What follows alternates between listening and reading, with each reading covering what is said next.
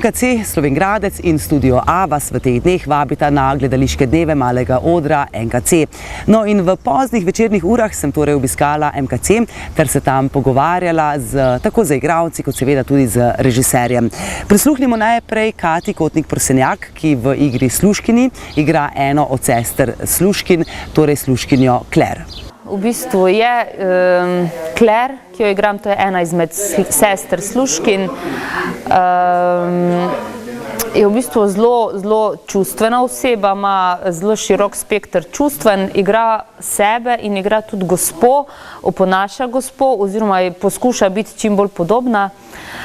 In glede tega je bilo potrebno zelo vključiti v spekter čustev, ki jih premoremo. Pomagali smo si tudi s tem, recimo, da smo se poglabljali v neke strahove, ki jih imamo, da smo se poglabljali v zelo boleče situacije v svojem življenju, da smo pač odkrili tista čustva in jih potem tudi znamo servirati v neki situaciji, kjer je to potrebno. V bistvu me je ta drama ganila v smislu tega, koliko se ljudje res sami sebe omejujemo in koliko si v bistvu sami delamo zapore znotraj sebe z svojimi miselnimi omejitvami in v bistvu koliko nas te miselne omejitve tudi ovirajo, da ne znamo iti v življenju naprej in da tudi delamo neumnosti, zapravimo celotno življenje. To je bil največji nauk te vloge oziroma celotne zgodbe. Del ekipe Studio A. To je zelo tako osvobajajoče v smislu raziskovanja samega sebe, v smislu odkrivanja vseh mogočih spektrov čustev v samemu sebi in potem tudi recimo osvobajanje nekih globokih travm, osvobajanje globokih bolečin, ki jih na neki razumski ravni ne moreš dojeti, lahko jih pa dojameš v igri, ko igraš eno drugo osebo. V bistvu je to psihoterapija. No, prav tako pomembno vlogo gospe v tej isti predstavi Služkinji odigra Neja Kajzer. No in tudi z njo sem se pogovarjala v teh večernih urah. V bistvu sploh nisem vedela, da je kaj takega v meni. Tako Aleksander pravi, vsak ima v sebi hudiča, ki ga moraš na nek način izprazniti in recimo ta vloga gospe je pisana za kožo, da sprazniš vso svojo negativno energijo, vso to zlobo, ki jo imaš v bistvu v sebi, pa sploh ne veš, da jo imaš. Saj vsak v življenju ve za sebe, ko pride trenutki, pa nekaj naredi sočloveku, nekaj slabega, pa se sploh ne zaveda tega. To je bil hudič. V sklopu gledaliških dnevov malega odra MKC vas vabim, da si poleg predstave Služkinji ogledate tudi ljubezenske in šaljive zgodbe Al fresco, o kateri sem se pogovarjala z igralcem Petrom Rubinom. Ja, občutki so v bistvu zelo so natančni načeloma, mogli bi biti, no. Ko delaš vlogo, moraš kot karakter povedati tisto, kaj bi temu rekel, kar tek zahteva od tebe. Recimo, če ti si jezen, moraš pač jezo dati, ne, in pač moraš tudi čutiti v sebi tisto napetost. Če tega ni, pol pač govoriš samo tekst, tiste pa brez veze. Torej v vsaki vlogi tudi delček sebe? Definitivno. Mislim, če ni iz tebe, pol ne moreš niti ustvariti nič, ker se vloga izhaja iz tebe. Ti imaš tisto čustvo, ki mora biti v tistem trenutku na pravem mestu. Ti ga imaš že v sebi, ti si pravzaprav na nek način že vsaj enkrat v življenju čutil, od ekstremne žalosti do največjega veselja. In se probaš na nek način spomniti tistega in s tekstom to uskladiti, ali kako bi temu rekel, in povedati.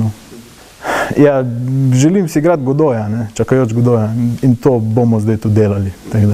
Ne vem, ali mi bo pisana na kožo, to pa sploh lahko, da jo bom ful sovražil. Vem, da... Zato, ker je težka. Zato, čeprav pač, mislim, ko sem videl sem to predstavo enkrat v Drami v Ljubljani, ko sta je igrala Emeršič, pa ga zmeraj pozabim. No, ni važno. In meni je bilo tisto tako fantastično. Če prej nisem vedel, da bi igral, pol sem bil skoraj 100%, da se hočem s tem ukvarjati, pa naj bo na kakršenkoli način. Ne. In zdaj, da bom to lahko igral, to je meni, je pač, vem pa, da bo zelo težko. Ne. To pa, ker tudi hočemo, mislim, nočemo biti tisti klasični amateri, ko pač naredijo neko predstavo, ker hočemo nekaj več. No, kot sem razumela med pogovorom z igralci in predvsem videla na sami vaji, je torej ravno igralec, režiser in vodja Studia A, Aleksander Čaminski, tisti, ki odlično vodi torej vse te svoje igralce skozi najrazličnejša čustvena stanja. Pa mu seveda prisluhnimo. Je en poskus, da promoviramo še en prostor, ki bi lahko bil ustrezen za gledališke predstave, čeprav komornega formata. Ne. Zdi se mi, da je ta prostor zelo primeren za to. Mi smo že igrali tu nekaj predstav in se je izkazalo, da je v redu, ker so take neke mobilne možnosti, ki se predstavijo neke stvari in se prav uredi en prostor za komorno zgodbico. Vse zgodbe, ki jih delamo, se trudimo, da so zanimive. Ne? Oziroma, najprej izberemo, da so nam zanimive, pa se trudimo, da jih... Ja, pa se trudimo, da jih tako naredimo, da so tudi vam zanimive. Kaj pa vem, ne vem. Če pa ne, pa ne za to, ne? Če pa ne, vsaj nam so bile zanimive. V vsakem primeru je ena, res, meni je ta tekst zelo všeč, ta Sluškini, ne, Žana Ženeja, ker zelo natančno pravzaprav sledi ritmu zločina, ne, kako se v glavi rodi ideja o zločinu in kako se lahko tudi realizira, čeprav nikoli ne bi rekli, da te osebe, ki naredijo ta umor, da sta sploh ustrezni za to. Ja, tragična naivnost, to je. Ko svojo identiteto ne spoštuješ in sploh svoj položaj, in če nisi zadovoljen s svojim življenjem, ne, in hočeš to zamenjati z neko drugo identiteto in tako naprej, pa je, marsikaj se lahko zgodi. Čeprav je zadeva večplastna, zelo bogata, ne. Mi smo primarno sledili ritmu zločina, to nas je največ zanimalo, ker zgodba je bila inspirirana na podlagi enega resnega primera, resničnega primera, ko se je zgodil en umor v Franciji, tam 30 letih minulega stoletja. Ne.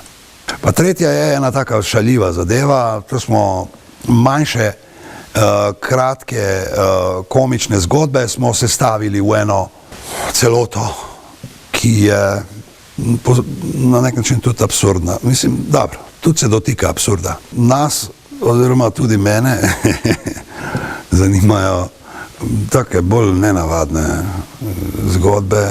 In mislim, da je to tudi ena izmed nalog gledališča, da se ukvarja z nenavadnimi osebami, z nenavadnimi zgodbami in tako naprej, z bolj ekstremnimi zadevami in tako naprej. Z gledališko skupino Črneče smo že sodelovali v smislu, da smo naredili eno predstavo. Skupaj to je bila predstava V prah se povrneš Pinterja Harolda. In kako? Jaz sem enkrat gledal eno njihovo predstavo, ko sem bil selektor regijskega srečanja in so me zelo presenetili, kako dobro delajo gledališče. To skupino vodi Franci Kotnik že leta in leta in zelo natančno delajo, zelo so predani in tako naprej in tako naprej.